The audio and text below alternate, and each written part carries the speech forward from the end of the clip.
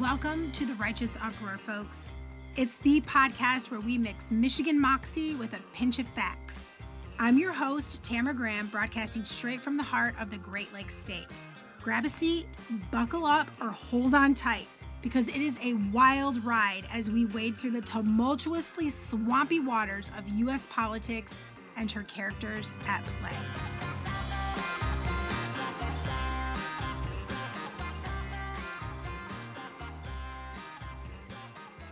Good day, fellow Michiganders. Can you smell that in the air? It's Michigan primary season. It's just around the corner, August 6th to be exact. Today, we have a very important candidate for our U.S. Senate seat on the podcast, Mr. Hill Harper. He's running on the Democratic ticket. He's progressive, which means he's for the people. He's highly educated, highly qualified, and well, I'm going to allow him to tell you the rest. Let's dive in. Hey, I'm Hill Harper, Democratic candidate for United States Senate here in Michigan.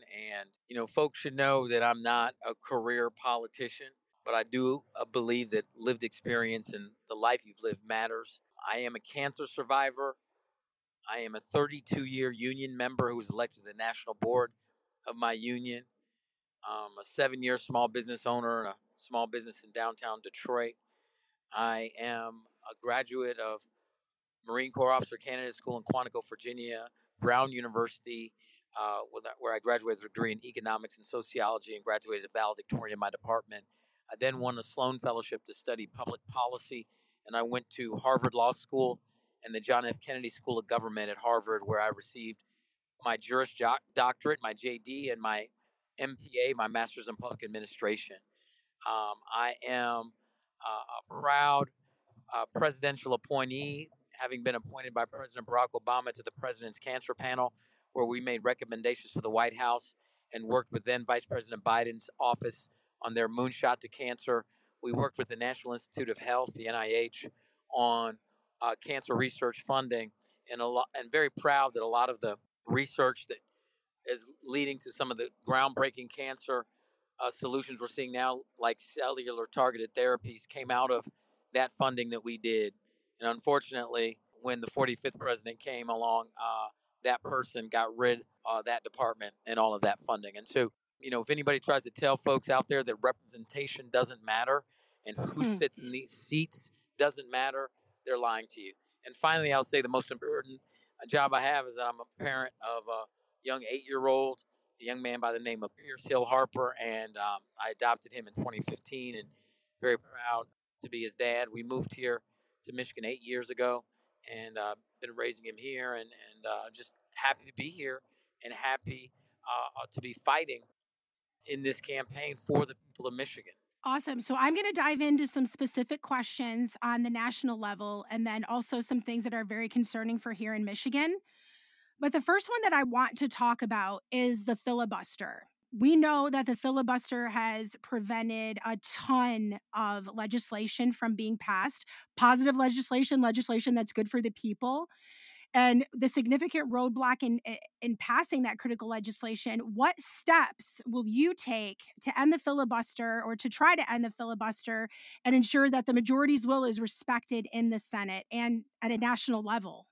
Thanks for that question. Yeah. Let me say this. I want to say it emphatically and very clearly.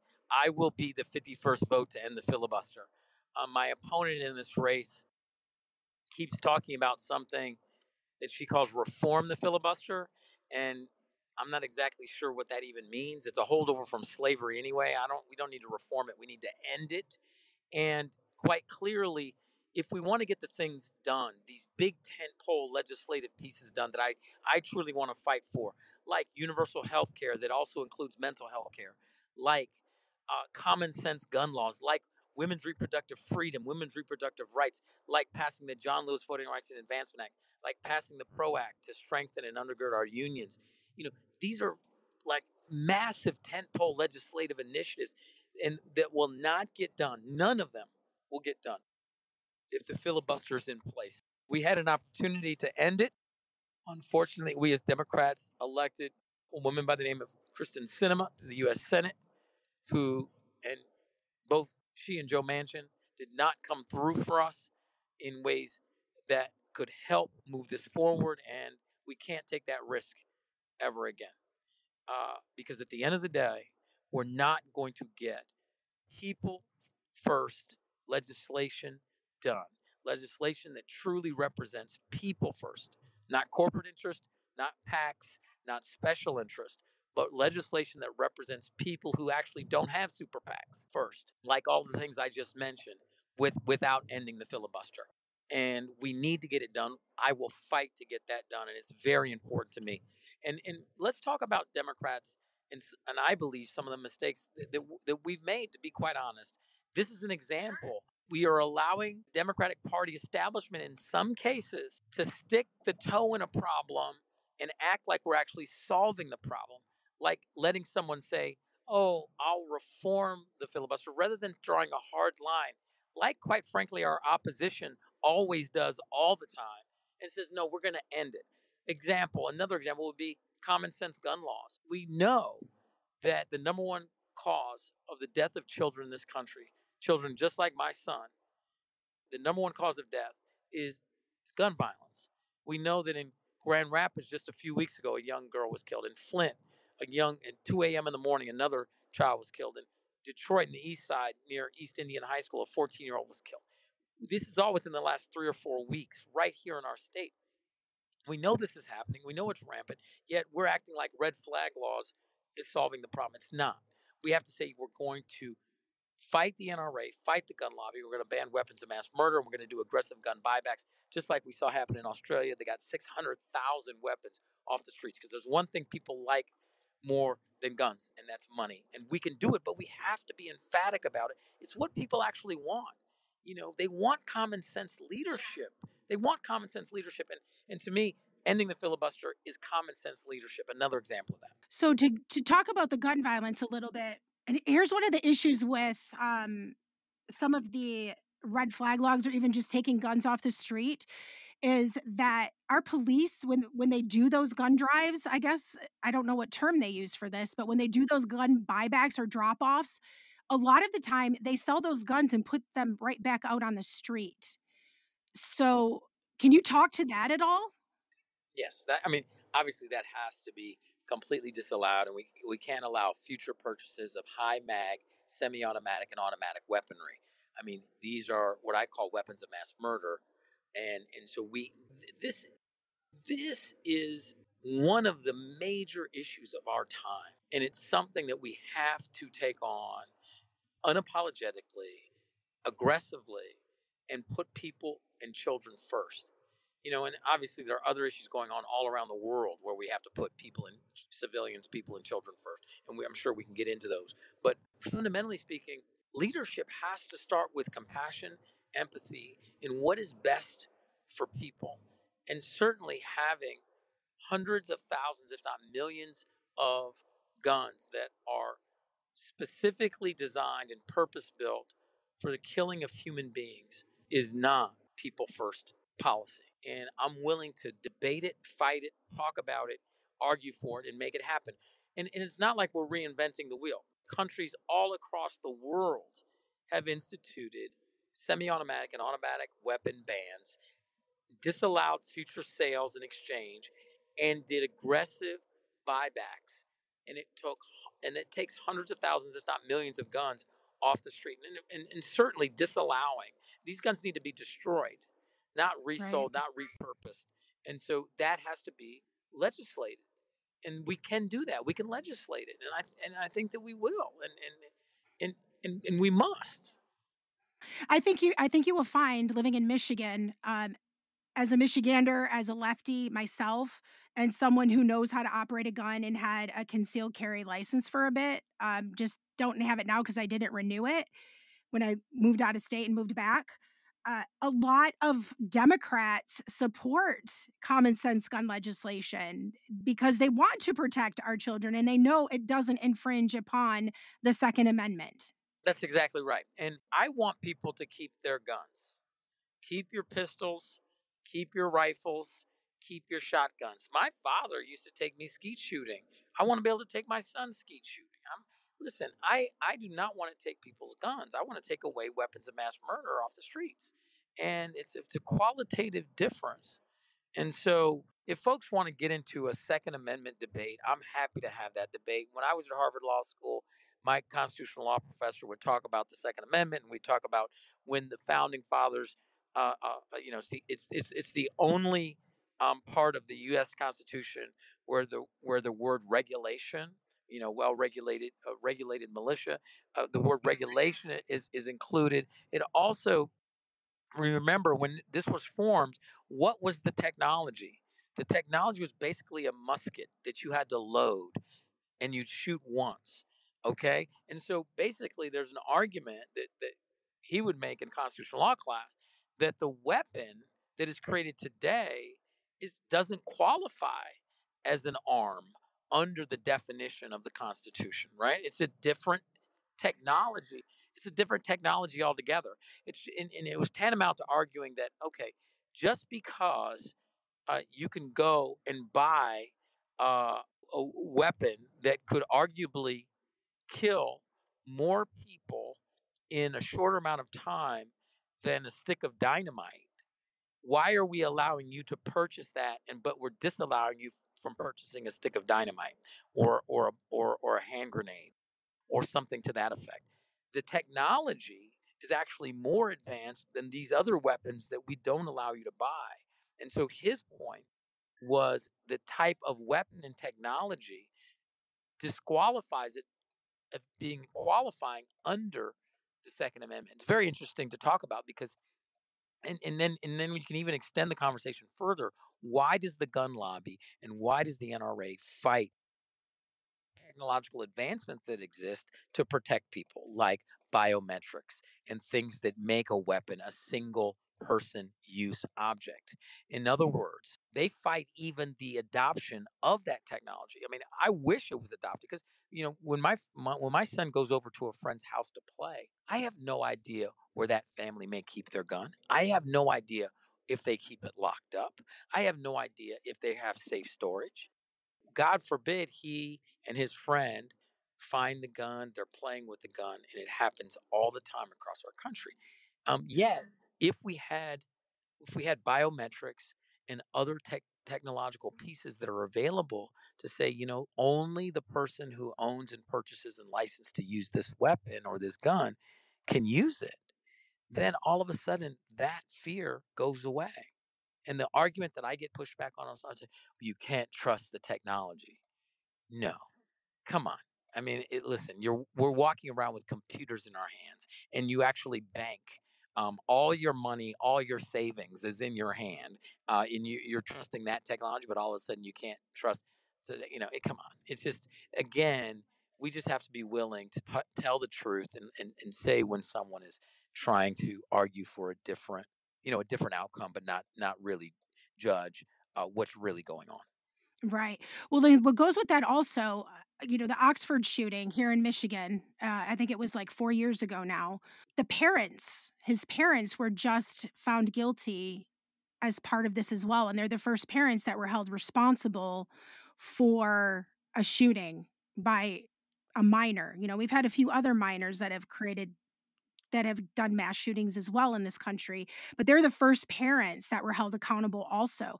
So I think everything that you said is very interesting. I think we could do an entire podcast on the Second Amendment and the language of Yes. that alone, but also holding parents accountable. And I think that's what the advancement of technology does as well. It's holding people who actually own these firearms accountable for the damage that they do and the carnage that they leave behind.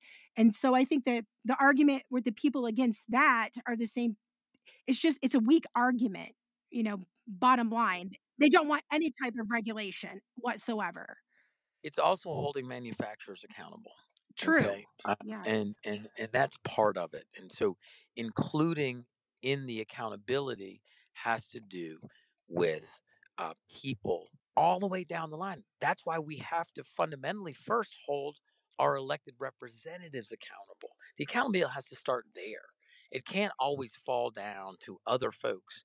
We have to hold our representatives accountable and say, why are you kowtowing to the NRA and the gun lobby and their threats by not being emphatic about what can be done to protect the lives of children and American citizens.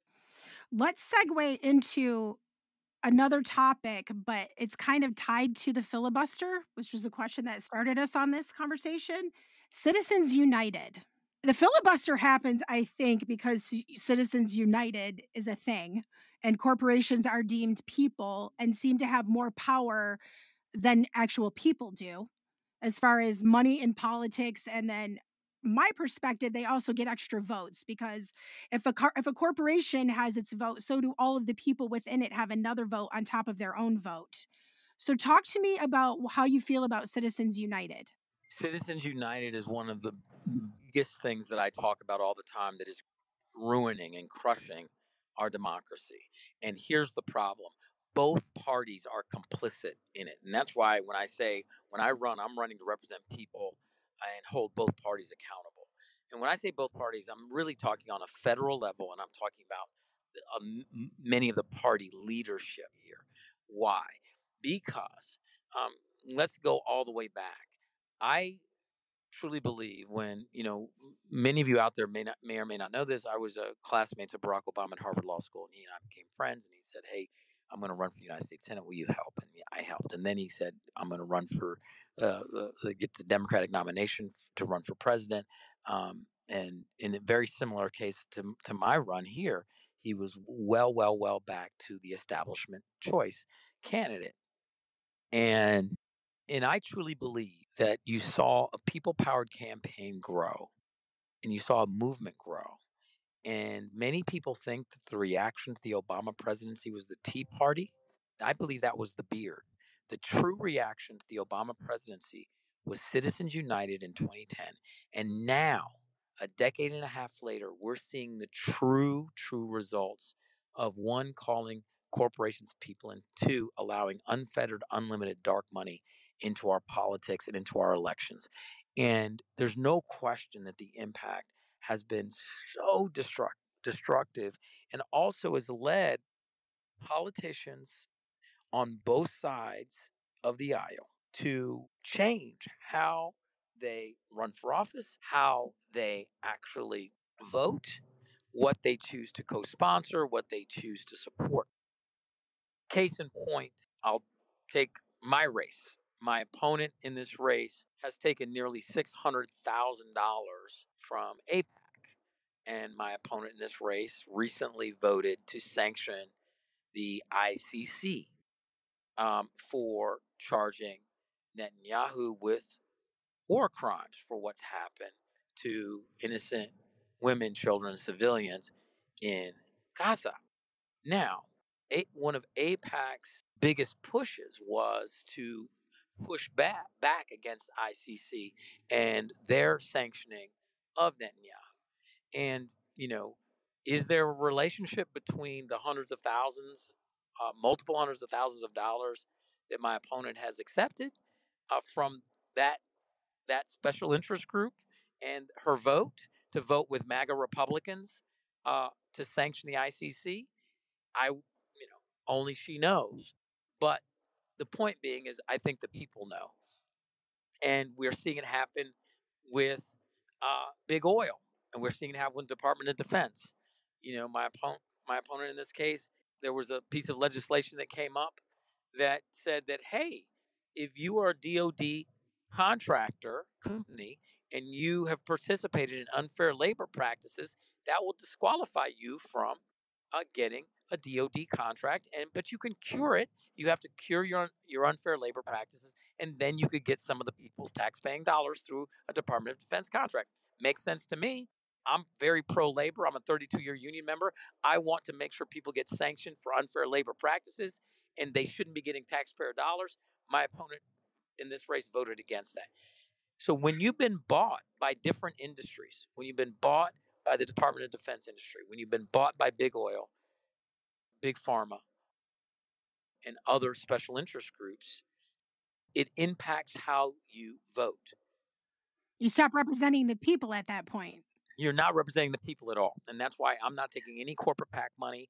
I'm not taking any of these major special interest monies. I'm accepting donations from individuals, from people, most of whom have been small dollar donations. I'm proud that we've gotten over 18,000 individual donations in this primary, which is just amazing to have so many people willing to support some $2.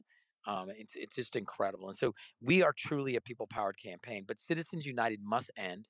And now let's be clear: it's going to take one or two things to do this. It's not easy, and it's not. It's going to take either a constitutional amendment or it's going to take a different set of voting on the Supreme Court. Now, that leads us to the next piece, which is I am in favor of expanding the court. I would like to see it expand to 15. Reason being, and this is not constitutional, so you don't need a constitutional amendment to expand the court. I want people to Right. understand that.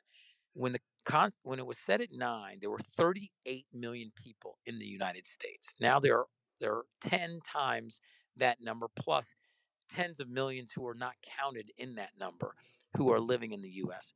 We need a larger court that is just more representative of the country, but also can handle a higher caseload, to be quite honest, and can actually do more work for the people. And expanding the court is a good thing. Now, as we expand the court, we, there'll be an opportunity for that expanded court to look at some of these things that have been ruled upon and and maybe come and rule in a different way. Legislatively, it's going to be a constitutional amendment or a different court ruling to end Citizens United. We are going to take a quick break here to talk a few minutes about something very important to me and for Michigan. Our Bring the Love initiative through our Love Where You Live Foundation. Did you know that in Michigan, 85% of our fire departments are made up of volunteers? Well, now you do. These volunteers all work full-time jobs and careers outside of the fire department. Some are even business owners, and many have families. Most of them have families. They sacrifice a lot for us and go above and beyond what a typical full-time firefighter provides to our communities. Our selfless volunteers make themselves available to answer the calls when we need them, day and night without fail. And most of us take them for granted. They brave the flames, the crashes, the crises, putting their lives on the line for all of us daily. And most of us don't recognize it, and they are not appreciated nearly enough. But who's there for them when the sirens fade? At Live Love Local Michigan, we know firsthand the challenges our first responders face. Not only physical dangers, but often unseen mental health battles through stress-related injuries. And that's why we've launched the Bring the Love initiative, a lifeline for Michigan's volunteer firefighters and first responders. Partnering with the UCF Restores program, we are redefining how PTSD and trauma are not only understood, but diagnosed and treated. Our goal with this initiative is to restore lives, families, and communities. And through evidence-based treatment, cutting-edge technology, and an unwavering dedication, the Bring the Love initiative also supports the creation of a more trauma-informed society throughout Michigan, one where mental health stigma is dismantled and those in need are empowered to seek the help they need and deserve. Through peer support training, department-based post-traumatic event discussion, county-based community liaisons, and our statewide Red Line Rescue database of licensed professionals, we are connecting our unsung heroes with those who understand their unique challenges. We are training hundreds of people in peer support and equipping licensed professionals with the tools to provide culturally competent care to our volunteers. We are also developing a critical incidents response team to stand ready to deploy in times of need, offering immediate mental health support during community tragedies and crises, such as mass shootings, which we have far too many of these days. But we can't do it alone, folks. Your support is crucial. Every purchase from our firefighter product line or a direct donation through our website helps to fund this life-changing initiative. Together, we can ensure that our first responders not only survive, but thrive. Join us in ending the stigma around mental health and providing the support our unsung heroes deserve. Visit lovewhereyoulivefoundation.org to donate and be directed to our firefighters shop. The products sold in our shop directly support this initiative. You will also find links to all of our resources in our show notes. Share these resources with literally everyone you know. I mean, literally everyone. Together, let's make Michigan's communities stronger and more resilient, because when we support those who support us, everyone wins. Everyone wins.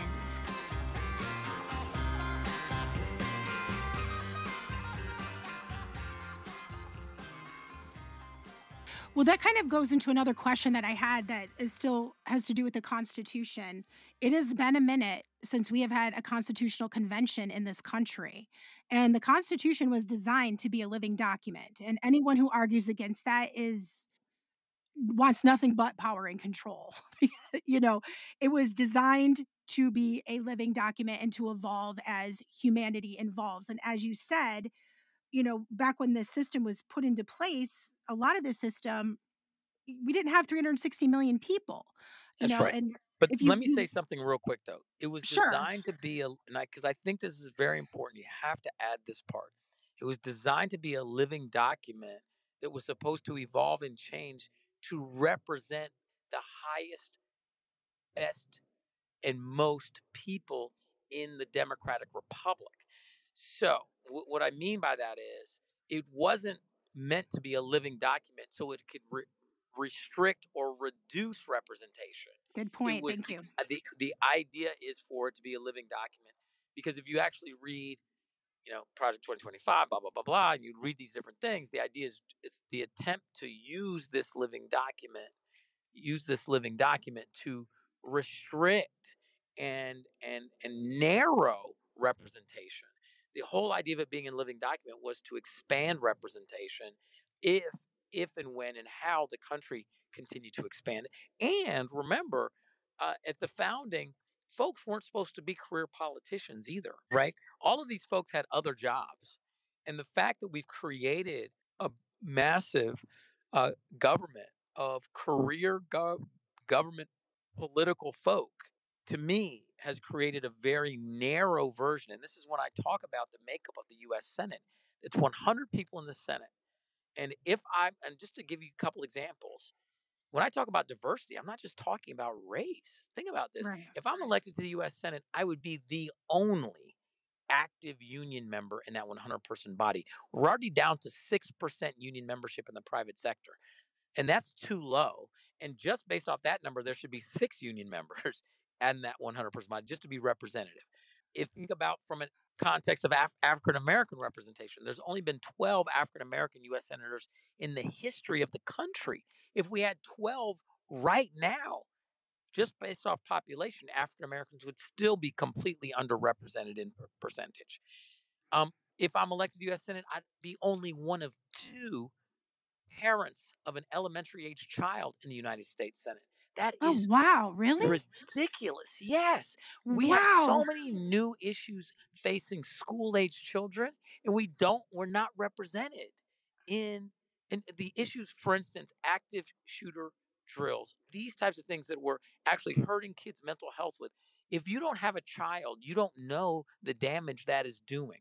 And so, and I'd be only one of very few small business owners in the U.S. Senate. Career politicians and a bunch of lawyers. That's what we have representing us, and that's what people should know. That's why when I've heard people say, "Well, Hill, you've never been elected to the legislature." I'm like, that's a good thing. My favorite senator, she was never elected to any electoral office before she entered the U.S. Senate, and that's Elizabeth Warren. And I think Yeah. that part of what makes her, one of, if not the best senator in the United States Senate, is the fact that she wasn't groomed through the electoral political process, where she had to trade a bunch of favors to get into her office, Right. and and and and that's the type of senator I want to be. I think that's such an important point because there's so much contradiction even out there. The average American will say, I hate career politicians and I don't want a career politician. But then when somebody who hasn't been a politician prior to going to the Senate, like didn't go through local and then state and then Congress and then Senate, kind of like stepped up the ladder. They say they're not qualified to be in it, Right. but so I'm glad you brought that up. That's an important point.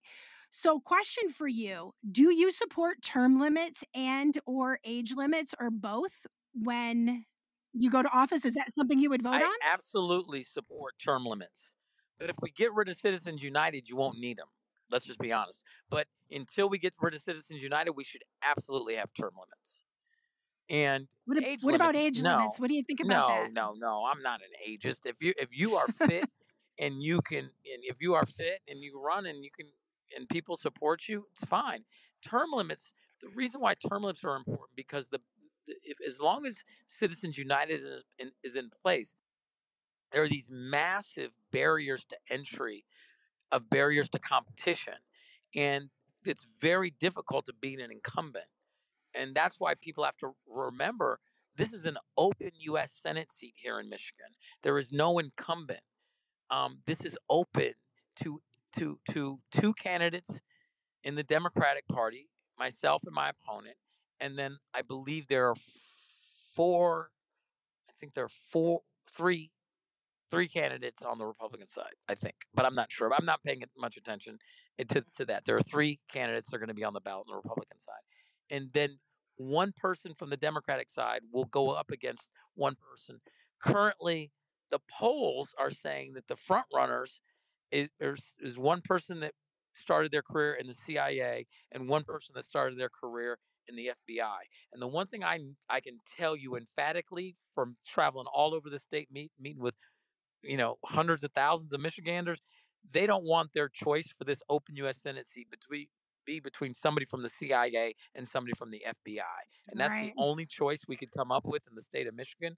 No, they want a much more expansive opportunity, a much more expansive choice, and from the Democratic side, I'm the only person that gives them that choice. And so now that there's only two candidates, we started out with seven candidates running for this office. Now we're down to two candidates, a very clear choice. The difference couldn't be more clear, and I think Michiganders have an opportunity to say, okay, who is Hill Harper? What are his values? And I'm very confident when you learn my values are much more in line with the Michigan Democratic primary voter than the values of my opponent. Okay, so I want to go into a couple of issues now. Healthcare is a huge one. And with healthcare, we have a couple of different layers to this. We have universal healthcare, we have women productive rights, we have prescription drugs. Explain your vision first for a single payer healthcare system. And then I would like you to talk about the importance of women's productive rights and how it pertains to healthcare, and then also the cost of prescription drugs. First of all, folks should know my mother was one of the first black female anesthesiologists in the country. My father was a psychiatrist. Both my parents were doctors, and my mother's still with us. Unfortunately, my father passed away, and my mother actually lives here in Detroit with me and my son. And my grandfather on my mother's side was a pharmacist, and my grandfather on my father's side owned a farm in Iowa and was also a physician. And so medicine and runs deep, deep, deep through my family. And this is when I can say a joke. I say, well, and also I'm not a doctor, but I played one on TV. But I do have 10 honorary doctoral degrees. I'll just throw them in there, just a little gentle doctorate flex. But that just means I've given a lot of commencement addresses at colleges and universities. That's what that Right. means. So here's the deal: our healthcare system is completely broken, and we actually don't have a healthcare system. We have a sick care system. And right now, the way it's built and the way it's based, the healthcare providers are virtually incentivized not to cure, but to maintain. And that's why I call it a sick care system. Same thing with Big Pharma. Now, Big Pharma spent over $375 million on elections in 2022. They're estimating that in this presidential election year of 2024, they'll spend in the $400 millions on elections. Think about that. back to Citizens United on elections. So, what does it mean? It means that if we're going to solve the healthcare crisis and stop the fact that the number one cause of personal bankruptcies is catastrophic medical, that one third, listen to this, one third of all GoFundMe's is medical related. GoFundMe is not a health plan. And then we think about where I live in Detroit. If I drive 12 minutes across the Ambassador Bridge, I'll pay 13x less for a vial of insulin right across at our neighbors to the north. And so we need to, and you mentioned prescription drug prices, we need to be able to negotiate down our prescription drug prices. That has to happen immediately. Right now, we Medicare prescription drug pricing, Medicaid, we need to apply that to all drugs. So people are literally having to decide between life-saving medicine and rationing it and paying their rent. That's happening right now to so many different people.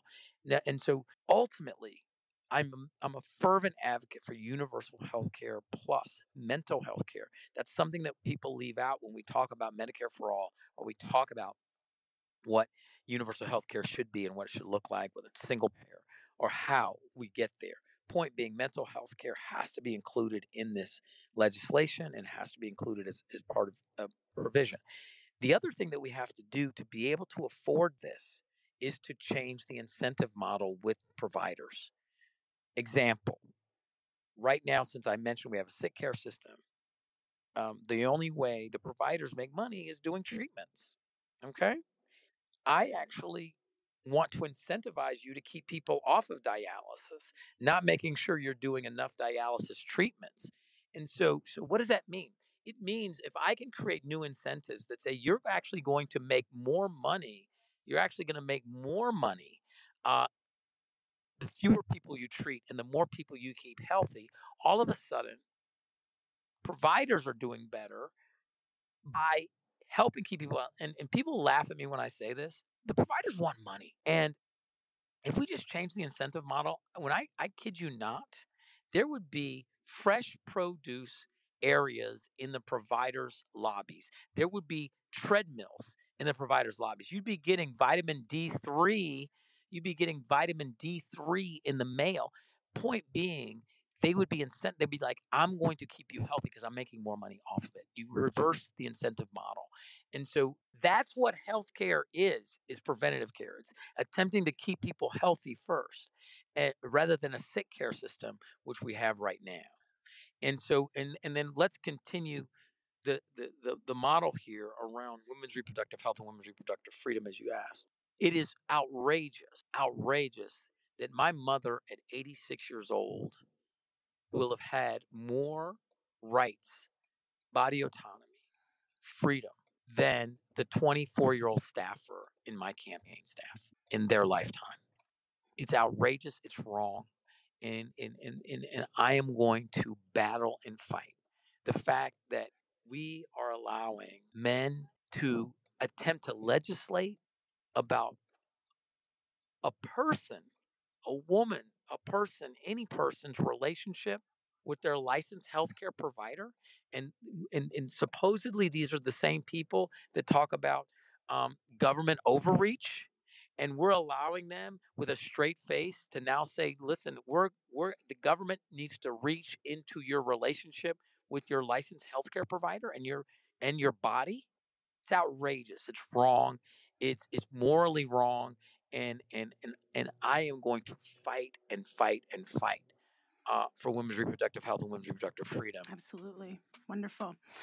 Okay, next question. So, water quality and access to clean water in Michigan obviously is an issue here with Flint, Michigan. And then we also have the Line 5 through the Straits of Mackinac. That's a concern here.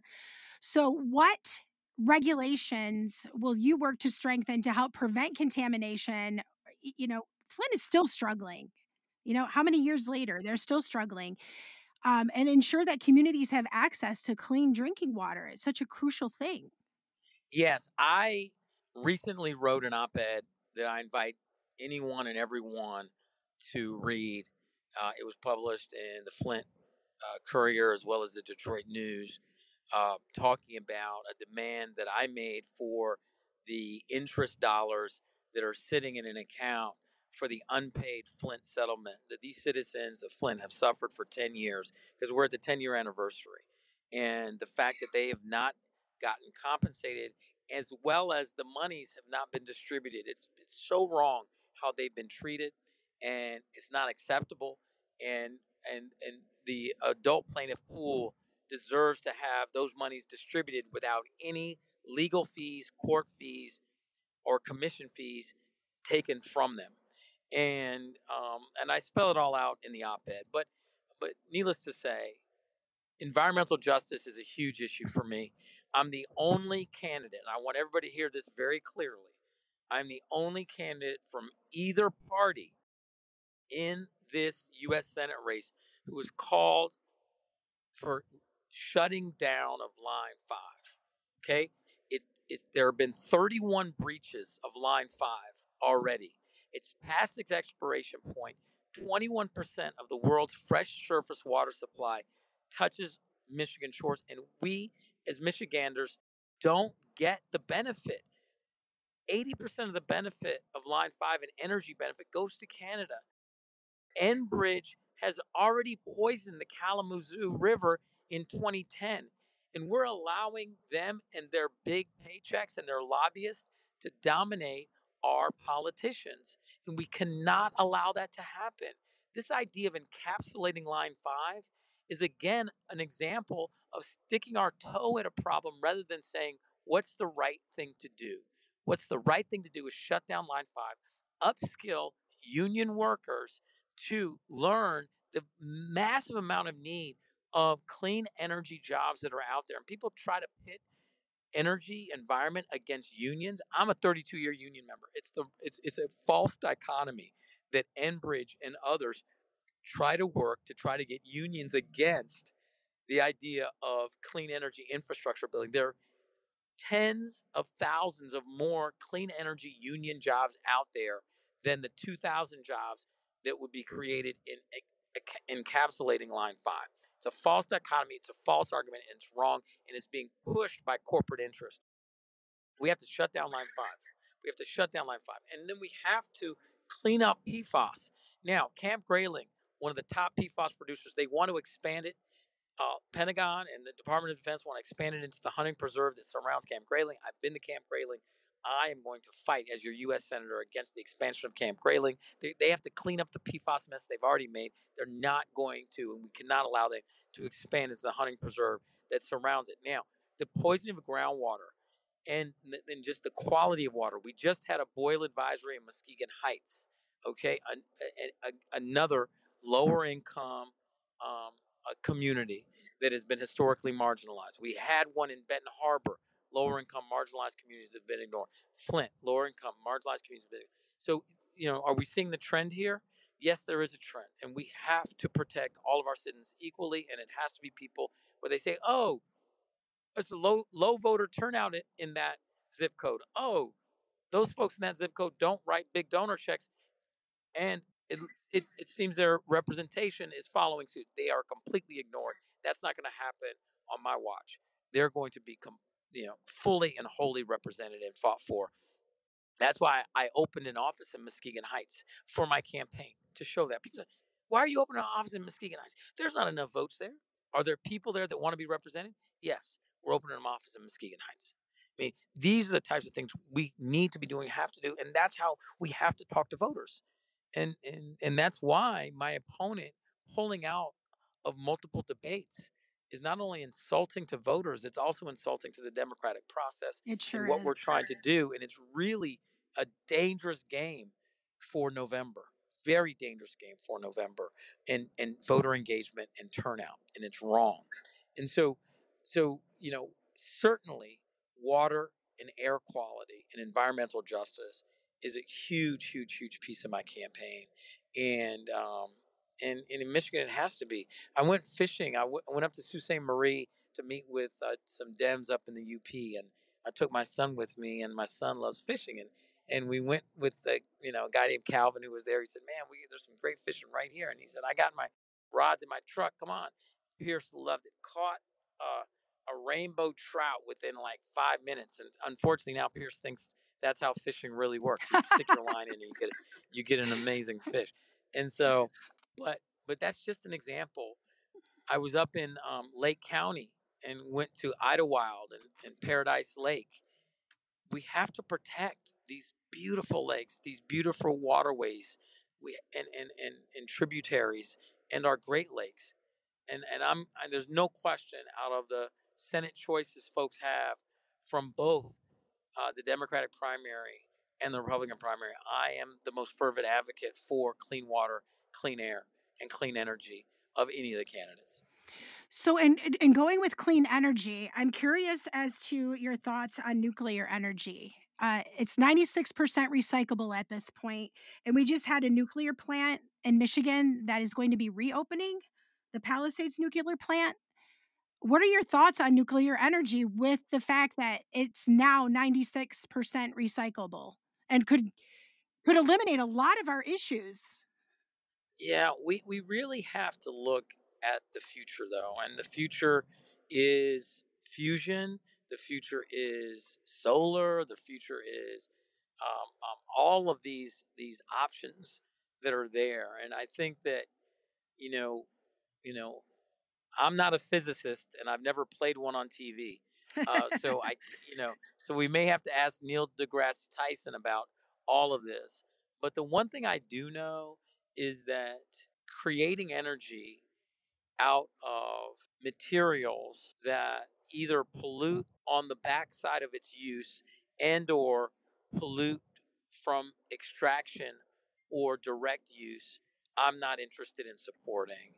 And I think that if we're forward thinking, if we're future thinking, we understand where wind, solar, and really clear, clean hydro energy can be, and that's and those are using pieces of energy. I just got educated about energy pipeline to the core of the earth, and it was fascinating.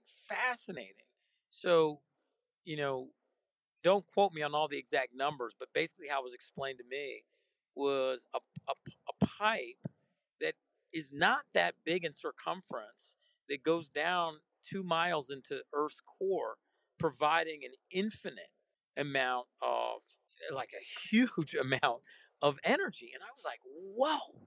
I mean, these things are blowing my mind. And then you talk about fusion and a fusion reactor that creates massive amounts of infinite energy. And so there are technological advances, just like when I was appointed to the president's cancer panel by President Obama, and things that are happening in the space of cancer, like the cellular therapies that we did fund. We need to fund innovative advancements to advance the technology of clean energy and not pit industries against each other.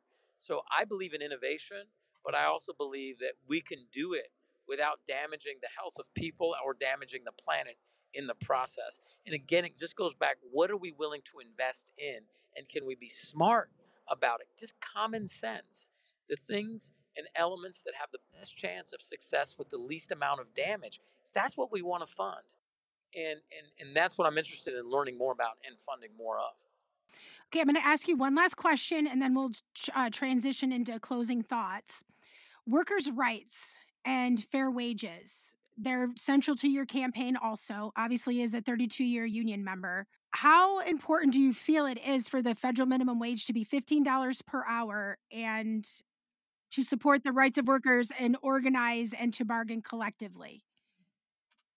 I think all of the above is essential. And so how do we get there? A couple different things I want to say. One of the things I'm most proud of is that since 2016, I've been a one fair wage ambassador, and I'm hoping that we're going to be able to get one fair wage on the November ballot. We're going to hear about a court ruling coming up, and one fair wage sets that, argues for that floor, particularly in the food services and tip worker space. The the the the other the other elements that we just mentioned, the fact that we haven't raised the federal minimum wage since 2009 is atrocious.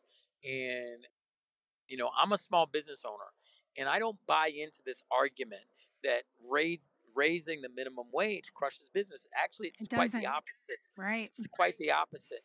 We raise the wage of all workers, and then it creates more recirculation of the dollar. So all businesses begin to improve and have more business, creates more jobs, creates more opportunity, and there's no question about it. But individuals. So there's at my coffee shop as an example, since they're tipped workers, we could, I think, legally pay folks somewhere around 4.35, but all the floor that we set at my coffee shop is $15 an hour, plus tips.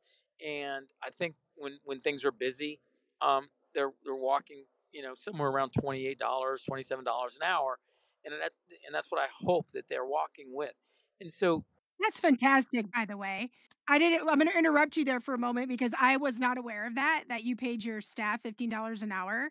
So, applause to you for that. You're paying and then with their tips, they're actually making a living wage in 2024. that's the hope, and and Yeah. and that should be across the board. Should be across the board, and the fact that we see people fighting it, because what happens if it's allocated across the board, then you see a group rise. A rising tide raises all boats. But if you actually have just individuals doing it, then there are issues about struggle because the people who work next door to me, I don't know, at the Shake Shack or Chipotle or whatever, Chick-fil-A, I'm not sure what they make. But the point is that I want them to be able to afford to come and get a cup of coffee and have a nice coffee at my place, right? So, and then my workers can go there. And so that's what the recirculation of the dollar does. And so we have to support the one fair wage movement, and that's very, very important to me, and it's very critical. Certainly getting the PRO Act passed. Getting the PRO Act passed is critical. For those out there who don't know what the PRO Act is, it undergirds our unions. It gives the National Labor Relations Board real teeth. It gives OSHA real teeth. And what we want to do is give the ability to have sanctions that are real dollar sanctions on companies that try to union bash and stop collective bargaining. Why do we want to do that? Because strike can't be a workers only lever. And let me say, and this reverts back to the universal health care point. Universal health care is actually a labor issue. And I'll tell you why. If we get universal health care done, it strengthens labor. And why it does is because the number one reason that folks are hesitant to strike, they feel that they can lose their medical benefits. And so we strengthen the labor movement by getting universal health care done. But even without that, we have to be able to mete out real high dollar sanctions on companies that act inappropriately as far as collective bargaining. We've seen it happen. We just saw it happen recently with the UAW and some votes in the South. Really unfair practices, unfair labor practices that happened and led to a vote that was very close. But for those unfair labor practices and the firing of some of the leaders who organized the vote, which should have never happened, it shouldn't be allowed to happen, and we have to have massive monetary sanctions for that type of activity, then it would happen. We have to protect workers fundamentally, first and foremost. Accountability. It's like you said, holding representatives accountable. We need to hold these companies accountable as well. That's exactly right. We have to hold we have to hold their leadership accountable. And I'll tell you something that's wrong. My opponent in this U.S. Senate race took over $30,000 in donations from executives that we were striking. The WGA, SAG-AFTRA were striking studio executives. We were members of AFL-CIO. We were on strike in 2023, and my opponent took over $30,000 in campaign donations from the people we were striking.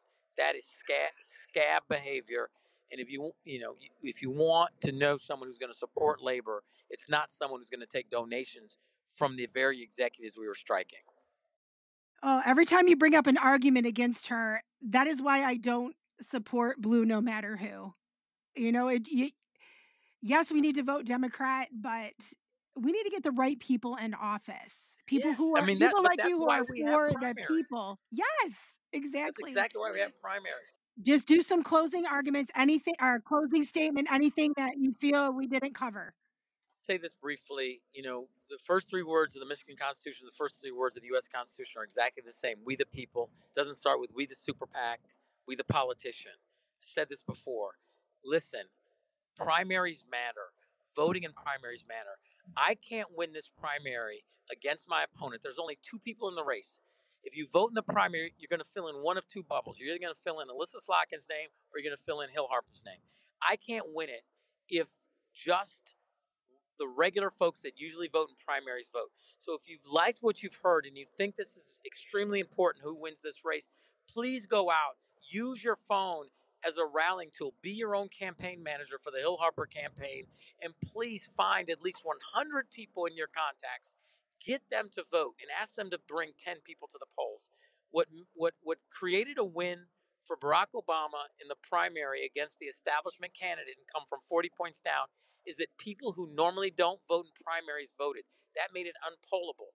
What made Agent Orange, the 45th president, unbeatable in the 2016 Republican primaries is that he was able to get people who normally don't vote in primaries to vote in a primary.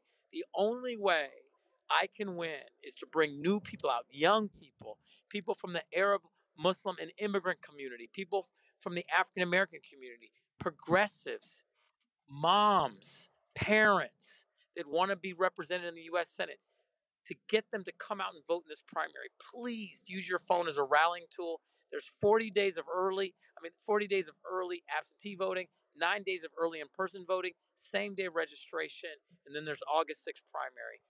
If you want a yard sign, if you want anything, please dial 313-942-4455, 313-942-4455. Text that number. We'll get you yard signs. We'd love for you to text and call and we're canvassing. We'd love your help, but more importantly, we'd love for you to rally your network to get them to vote in this primary. If you do that, we win it, and then we'll go on and win in November, no question. And finally, I'll say this. Someone called me and laid out some numbers for me. Biden-Harris-Harper ticket wins in November. It's not clear to them that Biden-Harris-Slotkin does. The reason why is that Michigan is a red state until Wayne County votes, and principally African Americans as well as the Arab and Muslim community. Those two constituency groups come out in historic numbers for a Biden-Harris-Harper ticket. They do not come out in the same way for a Biden-Harris my opponent ticket. I'll leave it there. Thank you, everyone, for listening. Let's go win this together. Together we rise. We say that all the time. Together we rise. Let's go get it.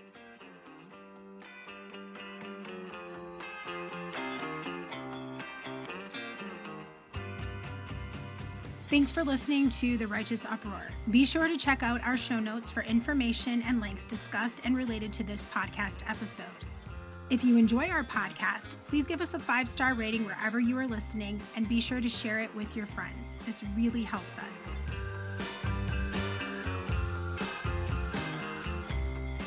This podcast is part of the Live, Love, Local Michigan network of podcasts. I am your host and producer, Tamara Graham. Co-producer is Taryn Demal-Charugu. Music is by Soul Shifters. To subscribe to our parent magazine, where we celebrate Michigan through amazing adventures, stunning photography, high-profile content, and more, visit our website at livelovelocalmi.com. Visit our foundation website at lovewhereyoulivefoundation.org and learn more about our initiatives, including our Bring the Love initiative for Michigan volunteer firefighters, our Indigenous Voices initiative supporting Michigan Indigenous boarding school survivors, our resilience documentary on one man's journey to recover from divorce by throwing himself into bodybuilding, and Postcard from a Friend, where we help spread love and support throughout Michigan and beyond. To purchase products to support our initiatives, visit our shop at shoplivelovelocalmi.com. That is shoplivelovelocalmi.com. We'll see you on the next podcast.